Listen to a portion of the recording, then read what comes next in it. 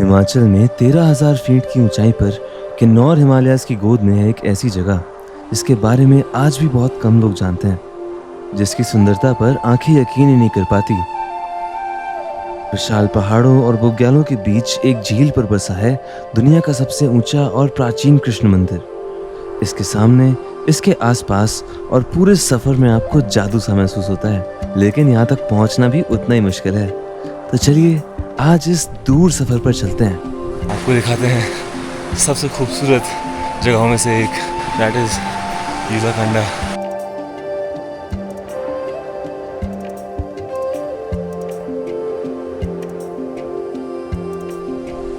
तो सबसे पहले हमारी यात्रा सफल रहे, इसके लिए कृष्ण जी से ही मैं आशीर्वाद लेता हूँ और एक लंबे सफर के लिए घर से निकल जाता हूँ।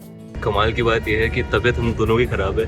इसने अभी बस स्टॉप पहुंचते ही उल्टी कर दी है भाई। ठीक है तुम एक नंबर। और मेरे को कल रात को बुखार चढ़ा था, मैं कल रात को पैरासीटामोल लेके सोया था, आज मेरे को गले में दर्द हो रहा है। पर फिर भी पूरे एक्साइटमेंट के साथ देहरादून से निकल के हम रात को पहुंचते हैं दिल्ली, जहां अगले 3 घंटे हमें अपनी बस का वेट करना है। मैं यहाँ पे बैग भीड़ में से निकाल रहा हूँ, वीडियो बना रहा हूँ। तो गाइज हमारा पहले प्लान था कि हम लोग HRTC की गवर्नमेंट बस लेके जाएं टपरी, जो कि यूलाकांडा का बेस विलेज है, जो कि 1100 रुपए की बस थी। एंड अभी हम लोग जिंग बस से जा रहे हैं, जो कि 2500 रुपए का टिकट है, because of a few things, जैसे कि हमारे चार्जर की बहुत जरूरत है और रात को ये बेचारा बिल्कुल सोया नहीं है, ऑफिस से आया था, तो रात को थोड़ा कंफर्टेबल बस चाहिए हमको। वैसे तो मैं पूरा बजट को लेके एक आइटनरी के साथ एक अगली वीडियो बनाऊंगा, अगर आपको वो वीडियो देखना है तो फिर आप लोग सब्सक्राइब कर लो चैनल को। द ओनली थिंग इज कि अभी हम जो हमारा देहरादून से घर से 430 किलोमीटर का सफर था, उसकी जगह हम पहले 250 किलोमीटर दिल्ली आए हैं एंड अब यहाँ से हम 550 किलोमीटर वापस यूलाकांडा की तरफ जाएंगे। तो टोटल जर्नी हमारी 800 किलोमीटर की हो जाएगी। 20 घंटे हम लोग ट्रैवलिंग में निकालने वाले हैं and it's gonna get extremely tiring. आज रात को हम कोशिश करेंगे जितना नींद ले पाए सो जाएं, क्योंकि कल हमारा चैलेंज बहुत बड़ा है। It's gonna be a very interesting journey, आप लोग पूरी वीडियो जरूर देखना। ये आ गई हमारी बस। जिंग बस वाले यहाँ पर क्रेजी सर्विस प्रोवाइड कर रहे हैं, लाइन बनवा के सबको एक एक बस वाले को बस तक छोड़ के आ रहे हैं एकदम। बाकी बस सर्विसेज की तरह नहीं जो सिर्फ बताते रहे कि बस कहाँ पे आएगी। अच्छा है, ये रही हमारी बस। रात के बज चुके हैं 12, शिमला तक ये बस जाएगी, फिर वहाँ से ये लोग हमें कैब के थ्रू लेके जाएंगे। अब वो कैसी कैब होगी, क्या होगी, वो देखते हैं। तो रात को दिल्ली से निकलकर आपकी सुबह होती है शिमला में, इन शिमला। Good morning. और अब आगे का सफर हमें इस टैक्सी में बैठकर उल्टी करते करते बिताना है। कहने को तो शिमला से नारकंडा और रामपुर होते हुए टापरी तक का रास्ता महज 200 किलोमीटर का है, मगर इस सफर में आपको पूरा दिन लग जाता है, क्योंकि यहाँ आपको मिलती हैं दुनिया की सबसे एडवेंचरस और डेंजरस रोड्स में से एक, द हिंदुस्तान तिब्बत हाईवे। सन 1850 में ब्रिटिश गवर्नमेंट ने इस हाईवे को इंडिया से तिब्बत को जोड़ने के लिए बनाया था। ये वही रास्ता है जो आपको स्पीति भी लेकर जाता है। यहाँ पर आपके ठीक ऊपर इतनी विशाल चट्टानें हैं जो आपको याद दिलाती है कि जिंदगी सिर्फ 2 पल की है। और दूसरी तरफ है सैकड़ों मीटर का ड्रॉप, जिसमें चल रही है आपके साथ सतलुज नदी, जिसका जन्म स्थल भी इसी रास्ते पर आगे जाकर है। मैं तो सोचकर ही हैरान था कि आज से 200 साल पहले ऐसे पहाड़ों को काटकर कितने हजारों लोगों ने कैसे ये रास्ता बनाया होगा। This is dangerous, adventurous, but also the peak of human engineering and spirit.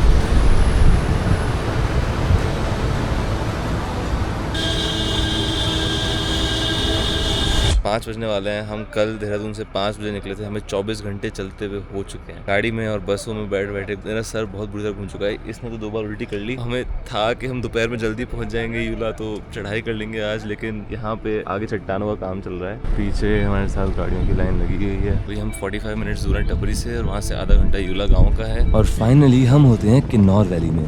जैसे जैसे शाम होती है व्यूज़ और प्यारे होते जाते हैं और सड़क और पतली होती चली जाती है, और फिर हम क्रॉस करते हैं इस थरथराते हुए ब्रिज को, जो हमारे वापस आने के 3 दिन बाद कोलैप्स हो चुका है। एंड फाइनली हम पहुंचते हैं किन्नौर के इस छोटे से गांव जिसका नाम है यूला खास।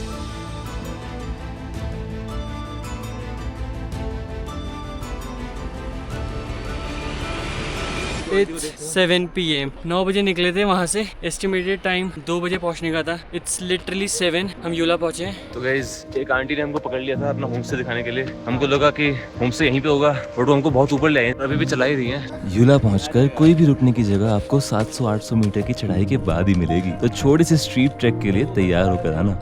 लेकिन यहाँ पर पहुँचते ही साथ आपको फील हो जाता है कि दुनिया शांत हो चुकी है। ना कोई भीड़ है, ना शोर है, ये कोई टूरिस्ट प्लेस भी नहीं है, बस एक छोटा सा गांव है और शायद आप पहाड़ों के पीछे वाली दुनिया में अब एंटर कर रहे हो। गाइस, ये अब यूला कांडा नहीं, ये होम स्टे ट्रैक बन चुका है और ये खत्म नहीं हो रहा है अभी। यश भाई चढ़ते जा रहे हैं, देखते हैं कब जाके खत्म होगा। 7:30 बजने वाले हैं। गाइस, एट दिस पॉइंट गांव वहाँ रह गया है नीचे, जाना हमें शायद ऊपर वहाँ है और हम चलते चलते कुछ यहाँ ऊपर आ गए हैं। अभी भी नज़र में नहीं है होम स्टे कहाँ पर है।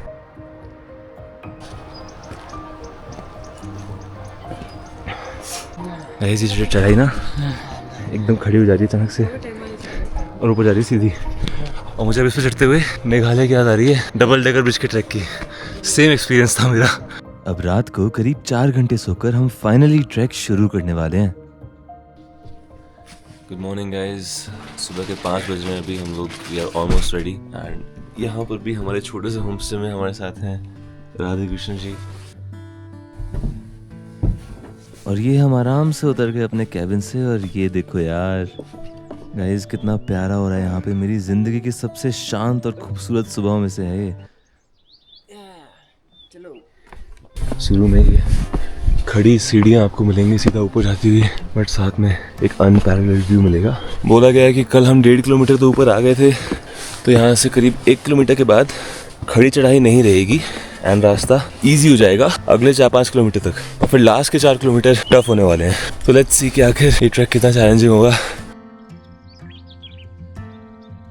तो चलना शुरू करते ही मुझे समझ में आ जाता है कि ये सफ़र मुझे पूरी तरह से बदल देने वाला है, क्योंकि इतनी फ्रेश हवा और शांति यहाँ पर महसूस होती है कि आपको समझ आ जाता है कि ये जगह बाकी दुनिया से पूरी तरह अनछुई है। और ट्रैक शुरू करते ही हम छोटा सा एक जंगल एंटर करते हैं, जहाँ पे हमें मिलते हैं मकड़ियों के खूब सारे जाले।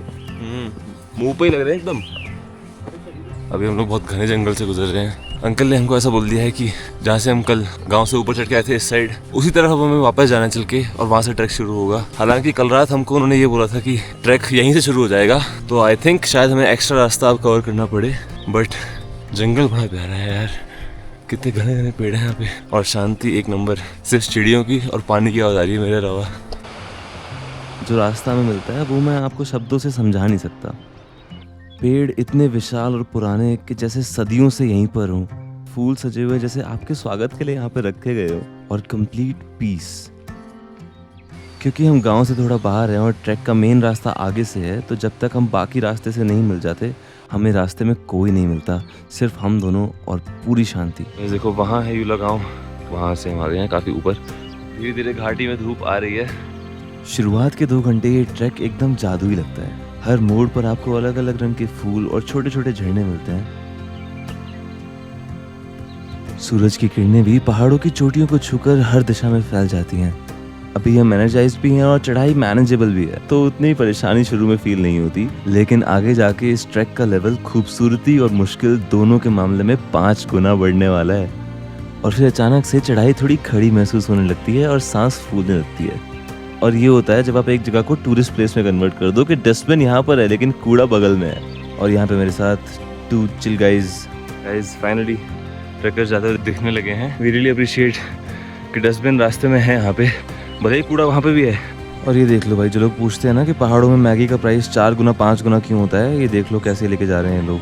तो गाइज अभी बोर्ड आया था, अब शुरू हो चुका है जंगल क्षेत्र। करीब 5 किलोमीटर हम आ गए हैं शुरुआत से।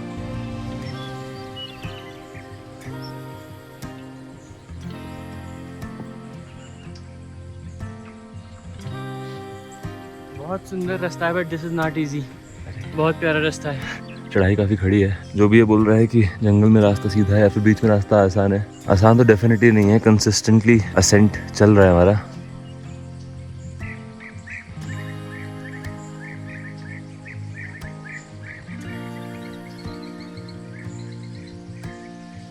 तो गाइस अपडेट, 50% रास्ता हुआ है, मतलब 6 किलोमीटर्स, बट टाइम के मुकाबले में ये 6 किलोमीटर सब लोग बोल रहे हैं कि आसान था, आगे का मुश्किल होने वाला है।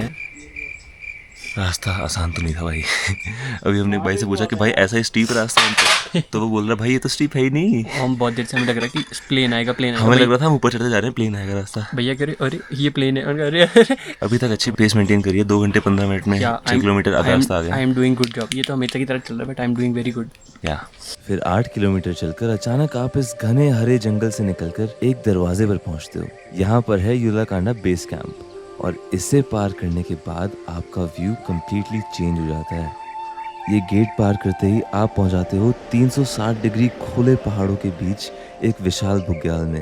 ये चेंज आपको बिल्कुल एक्सपेक्टेड नहीं होता और जैसे ही मैं यहाँ पर पहुंचा था मुझे यकीन हो गया था कि मैं एक दूसरी दुनिया एंटर कर चुका हूँ।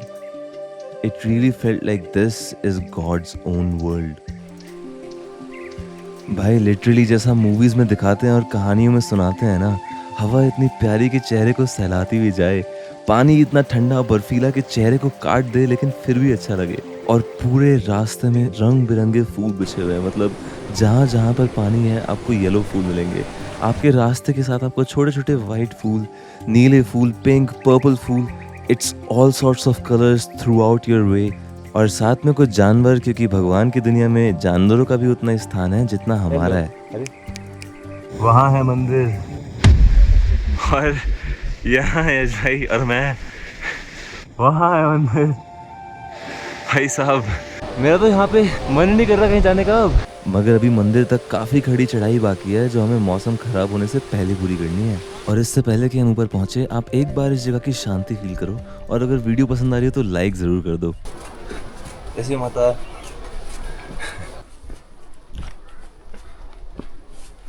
ये भी सच है कि एक टाइम पर ऐसा लगने लगता है कि आप कितना भी चल लो आप मंदिर के पास पहुंच ही नहीं रहे हो। और इस पॉइंट तक आप 11 किलोमीटर का डिस्टेंस और 1 किलोमीटर की एलिवेशन गेन कर चुके हो। और जब आप इतने लंबे और स्टीप ट्रैक पे होते हो और आपको थकान फील होने लगती है, it's very important to take दो शॉर्ट ब्रेक्स। यहाँ पर रास्ते में कोई दुकान भी नहीं है तो इट्स गुड कि इस बार हम ORS और पानी लेकर आए हैं तो हम लोग अपने आप को थोड़ा सा रिचार्ज कर सकते हैं बीच बीच में। जितना हम चल रहे हैं उतना ही ऐसा लग रहा है कि बिल्कुल खड़ा ऊपर दिख रहा है पहाड़ वो। लेकिन भगवान कृष्ण ने अभी तक हम पे अपनी कृपा बनाई हुई है, मौसम बहुत बढ़िया हो रखा है। होपफुली हम सही मौसम में ही पहुंच जाएंगे क्योंकि बारिश का फोरकास्ट है आज दोपहर का। खूबसूरती ऐसी है जो बयान नहीं की जा सकती। ये सोच के मेरे को अब अगले महीने वैली फॉरेस्ट जाना है, वहाँ के लिए एक्साइटमेंट हो रही है, बट अभी के लिए मैं यहाँ पे बहुत इंजॉय कर रहा हूँ।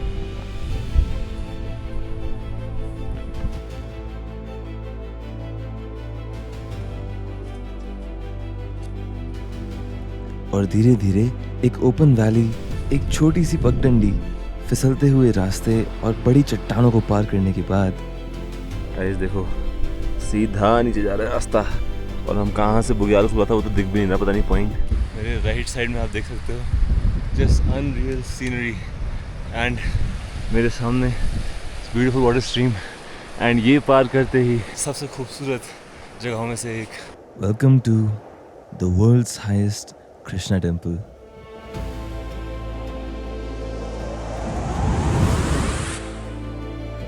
अगर कोई तुमसे पूछे कि जादू क्या होता है तो उसे यहाँ ले आना या फिर उसे ये वीडियो दिखा देना।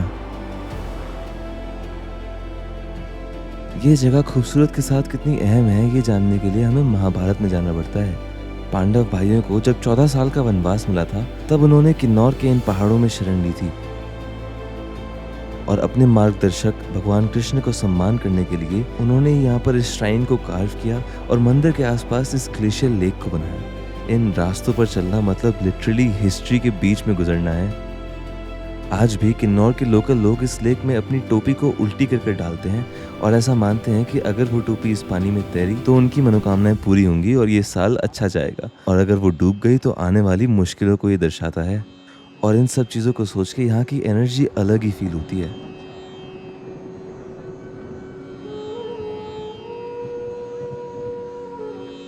तो गाइस जो भी आपको बोले कि ये ट्रैक आसान है ना, आसान तो बिल्कुल नहीं है, but it's so worth it. मैं जिस भी ट्रिप पर जाता हूँ सोचता हूँ कि अपनी लाइफ की सबसे ब्यूटीफुल जगह मैं देख रहा हूँ and I always and up getting surprise on the next trip. 1 घंटा हो गया हमें यहाँ पे बैठे हुए, शॉर्ट्स ले लिए हैं, बट शॉर्ट्स लेने के साथ साथ हम लोग बस बैठे हुए हैं and it's unbelievable, like I have nothing to say. इस पूरी जर्नी में मुझे ऐसा लग रहा था कि जैसे मुझे कृष्ण जी की बांसुरी मेरे कानों में बज रही हो और मुझे बता रही हो कि मुझे कहाँ जाना है। हमारा देश, हमारा कल्चर भी कमाल का है, कहाँ पे आके क्या क्या चीज़ें बनी हुई हैं एंड कब बनी हुई हैं।